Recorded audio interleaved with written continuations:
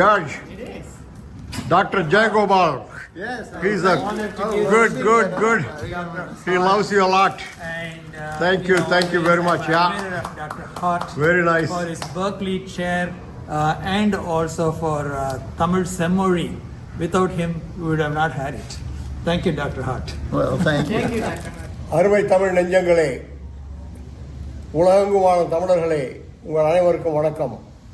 இன்று பேராசிரியர் George Hart அவர்களை புளோரிடா அமெரிக்காவிலே சந்தித்து பேசுவதில் மிக்க மகிழ்ச்சி அடைகின்றோம். பெர்க்லி பல்கலைக்கழகத்தில் தமிழ் துறையில் பல்லாண்டு காலம் சிறப்பாக பணிபுரிந்து நமது செம்மொழி சிறப்பாக அமைவதற்கு உதவி செய்த ஜார்ஜ் ஹார்ட் அவர்களுக்கு உலக தமிழர்களின் சார்பிலே நன்றியையும் வாழ்த்துக்களையும் தெரிவித்துக் கொள்கின்றேன். Professor George, I got a few questions for you. The first question, in Tamil literature, what do you like the best? Well, you know, Tamil literature is obviously a very huge body of literature. It's got many different things. But what sets Tamil apart from all the other Indian languages and from almost all the languages in the world is the great corpus that comes at its beginning about 2,000 years ago, what we call Sangam literature. And Sangam literature is an amazing collection of, covers every aspect of human life. People know the Tirukkural, and that, of course, Tirukkural is a great work. But other works in Sangam literature are also very, very amazing. They're incredible. I translated the whole of the Akananuru, and I've read, you know, other anthologies, and we also translated Purananuru. And what you see in those books is a vision of what life was in the Tamil area in those days. Now, this is something which we simply do not have in any other area of South Asia. If you go to the West, Greek and Latin give us a fairly good idea of how people lived. But Sangam literature is even more basic. It shows everyday life, how people interrelated, how they related to each other, what they did each day, what they believed, how they cooked, how they built houses. It's everything is there from 2,000 years ago. But even more important, it is in Purananuru, we see the ordinary life of everyday people, and also we see a lot about human suffering.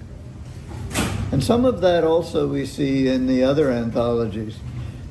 This is not so much there in Sanskrit or even other Indian languages, because all the Indian languages really, except for Tamil, developed from Sanskrit in some way or another. Telugu, for example, while it's not related to Sanskrit, all of its early literature was imitative of Sanskrit. So Sangam literature that way is very special. But when we look at it from a world perspective, we see that it has the elements of, how can I put it, of what should be or what needs to be in a literature to make it truly great and truly universal.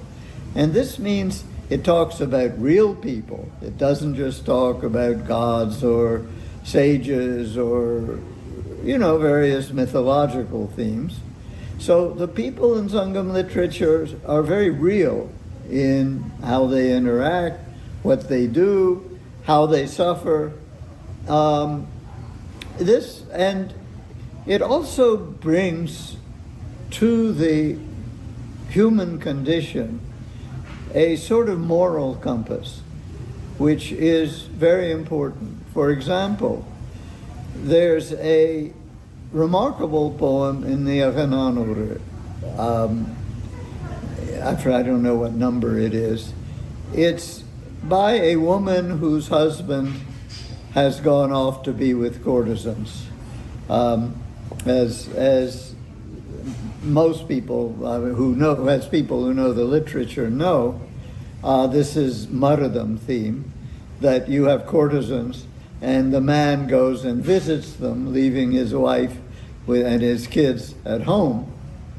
And in this poem, the woman laments about how hard her life is because she has to put up with this terrible man who's running around with these women. And that kind of thing it's quite remarkable because it brings the feelings and the suffering of this woman into very clear detail, and you really understand what she goes through. Now, of course, when we get to Tirukural, which is probably maybe a bit later, the author tells us that we should avoid going to courtesans, which is obviously good advice, but that was part of the culture in those days. And here the literature is looking at it and is showing how terrible a thing it is. This kind of thing is all through Sangam literature. It shows how people suffer in poverty, and it also shows great nobility in people. So Sangam literature is really a universal literature that sums up the whole of Tamil culture and life in those days. The other greatest work in Tamil literature, in my opinion, is the Kambaramayanam. And Kamban, it's a religious work, and yet it transcends religion. Kambaramayanam, when Kamban describes how people interact, how they talk, what they do, it's amazing. It's like Dante's Divine Comedy, or the Aeneid, the greatest works of Western literature, or the Odyssey, in that it also sums up Tamil culture, but it does so at a much later time, at least 1,000 years later. And that's good, but it sums it up from, yes, a religious perspective, but if you actually read it, the religion of Kamban is not, it's a very profound religion. And he talks about, as in the Advaita Vedanta. And Kamban has many of those things in his work. But the characters, for example, Ravana in Kamban is a great character. He's actually a far more interesting character than Rama himself, which mirrors Milton's work, because in Milton, Satan is much more interesting than God, because you can make him into a real person. And when you read about Ravana, you're just amazed at his insight. Ravana is like a gangster in the 20s in the U.S. He's like a Cosa Nostra figure or something, but he really comes to life, and he's a fascinating character. And this is what Kamban does. He doesn't just say, if you read Valmiki is very shallow in terms of characterization of people. They're good, they're bad, that's about it. But not in Kamban. Kamban people are fully developed. And of course, there's his beautiful language and how he's able to describe things. All of those things are in Kamban. So you can't really, if you want to really appreciate Tamil, you have to look at least those two things. And then, of course, there's much else in Tamil that we can talk about. Thank you very much, George. I don't know whether you remember, we took you to the Tamil school in Chicago. Yes. And I asked you a question, what is the best Tirukkural in your mind? Manathukan Masilan Adal Anitharan Ahula Neera Pira. Yeah. You remember that? Yes, I do. Thank you very much. How do we get Tirukkural? Can you translate that? How do we get Tirukkural into the youth born and grown up here? All right. So this is challenging. Do you find that kids tend to be interested in Tirukkural? My wife, Dr. Saroja Ilangovan, she wrote short stories in Tirukkural in English Yes. with some pictures, and that related somehow to the kids. Each Tirukkural, she wrote about 49 Tirukkurals and 49 stories. Is that a way to do it, or what is the best way to get the kids interested in reading Tirukkural? Well, first of all, I think I think it's maybe a mistake to concentrate only on Tirukkural. Maybe it would be good to bring in some of the Purananuru poems. But how do you get kids interested? You know, this is difficult. Certainly some of the great poems in Purananuru, which nobody really pays much attention to. In many ways, Purananuru is a greater work than Tirukkural. To get the kids more interested. Well, they might. This would have to be an experiment. Okay. You know, this Yadu Muri, you know, that unfortunately has gotten sort of robbed of its meaning because you have to really look at the whole poem. Whole poem, yeah. But if you look at some of the great ethical poems in Purananuru, if you look at the Pari story, that's very interesting. Yeah. And, you know, see, what you need is, and this is what the stories that Saroja has written does, you have to somehow humanize the Tirukkural. You have to bring the human dimension of it out. So it's not just, you know, a bunch of words and... It's not a poem, but it's a way to live life. Yeah. And, you know, it's challenging to get kids to know it.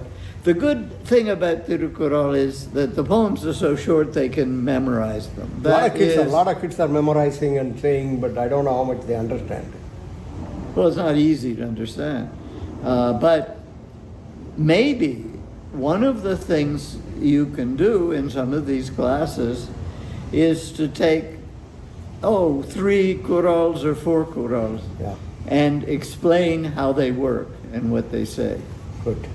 But I know one thing I've found is that all Indians respond to Tirukkural. They don't have to be Tamils. They all respond to it in a very positive way.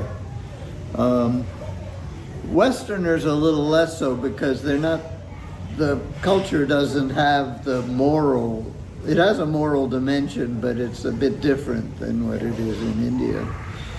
But still, I think you can do that. I think you see, the thing is maybe the hook is, you know, look, this is really interesting. It's a very rich language. You understand what's going on in this poem, and it opens you up to so many things. Thank you very much. I have great respect for Professor A.K. Ramanujan, who really translated and brought it out what is in Tamil, what is the best in Tamil. Yeah. You know him well. What do you think Ramanujan did and how it can be progressed further than what you have done all your life teaching Tamil in the academic area. What do you think the future will hold for young people to go into universities in their level, your level? Is there a possibility, or what do you think? Which is the status of Tamil studies in India. And when you look at the way Tamil is taught in India, what we find is India or US? in India. Okay. That's because India's, you have to start with India. Yeah. And the problem with Tamil in India is that people have not learned, the Tamil scholars have not learned other languages. Yes. First of all, they need to know English so that they can, because in English there's available an enormous body of literature and study on how you can approach things and different ways to approach the text. That's the first thing. But they also need to learn other Indian languages. There has been enormous contact and influence back and forth between Telugu and Tamil. People who learns Telugu, they should all learn Telugu. They should learn Kannada, Malayalam, even Hindi. And of course, they won't learn Sanskrit because Sanskrit is somehow thought of as a religious language. But Sanskrit is not just a religious language. It was a lingua franca for half the world for 1,000 years. And it was the language in which people did trade and they did all sorts of things. And so knowing Sanskrit is important.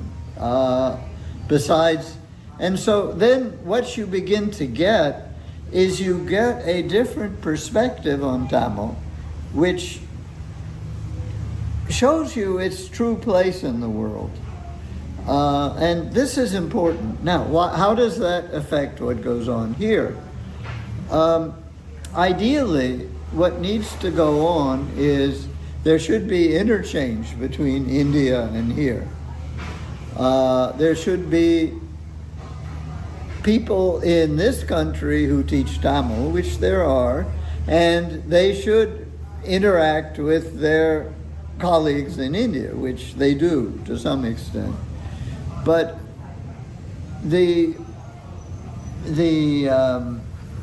but Tamil studies it's a very small area in this country. There are only a handful of people who do it. What Ramanujan did is Ramanujan, you have to understand, first of all, he was a Shakespeare scholar. Second of all, he was a Kannada poet. Third, he was an English poet. And then he came to Tamil. And when he read some Sangam literature, he was simply awestruck and amazed that in India there is such a literature and nobody knew about it. And so he translated it into English, at least some of it, some poems. First translations we actually have from either Sanskrit or Tamil, which are in how can I put it, a passable English poetic language. All the rest were in kind of Victorian English, which is horrible. And so suddenly people became aware that there's this amazing literature in Tamil. I actually remember when I was learning Tamil, I sat down with him one-on-one, and we started reading the Purananuru together.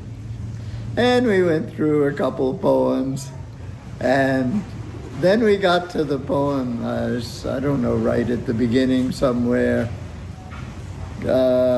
What's it do? Compares the king to the sun, and it says, look, the sun is just nothing, but the king is much greater than the sun.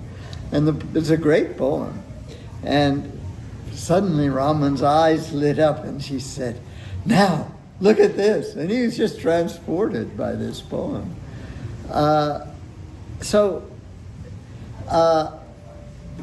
what Raman did then was make people aware of this great literature in Tamil.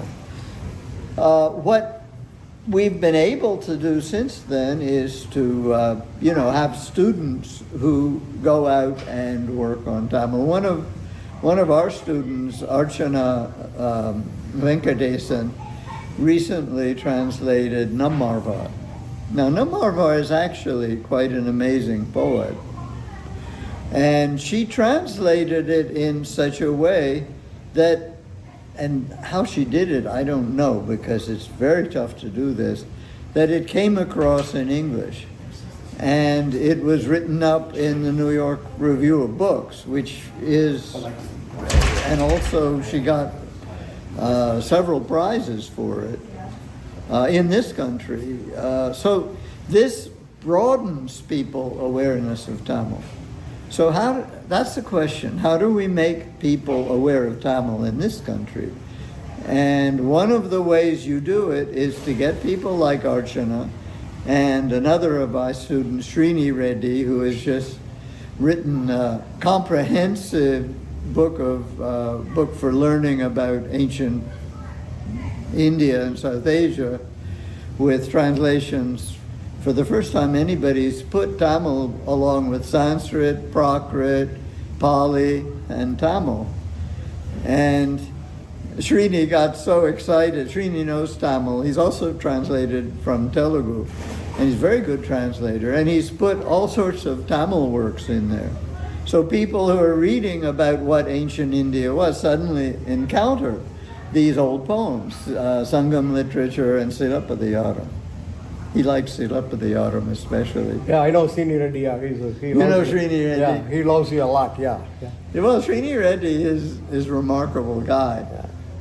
But anyway, he did this work. I don't know if you've seen it, but it's the first time anybody has ever put Tamil and Sanskrit together. I mean, what's going on, The Sanskrit people, they're stuck in Sanskrit. They think it never got influenced by anything else. Nothing ever happened to Sanskrit except Sanskrit. It is stupid. Thank you, George. I don't know, Yeah, Ramanujam and you have done the enormous work in bringing Tamil in United States, in the academic world, and students are really encouraged by you people, and I hope it takes up in the future. We really appreciate you, and on behalf of all the Tamils in the world, I really thank you. You and Kausalya enjoy a happy, long life. Thank you very much. Well, thank you, Yalangu. Thank you. தமிழுக்கும் அமுதென்று பேர் அந்த தமிழ் இன்பத் தமிழ் எங்கள் உயிருக்கு நேர் உயிருக்கு நேர் தமிழுக்கு நிலவென்று பேர் இன்பத் தமிழ் எங்கள் சமூகத்தின் விளைவுக்கு நீர் தமிழுக்கு மனம் என்று பேர் இன்பத் தமிழ் எங்கள் வாழ்வுக்கு நிருமித்தவோர் தமிழுக்கு மதுவென்று பேர் தமிழுக்கு மதுவென்று பேர் இன்பத் தமிழ் எங்கள் உரிமைக்கும் பயிருக்கு வேர் பயிருக்கு வேர் தமிழுக்கும் அமுதென்று பேர் அந்த தமிழ் இன்பத் தமிழ் எங்கள் உயிருக்கு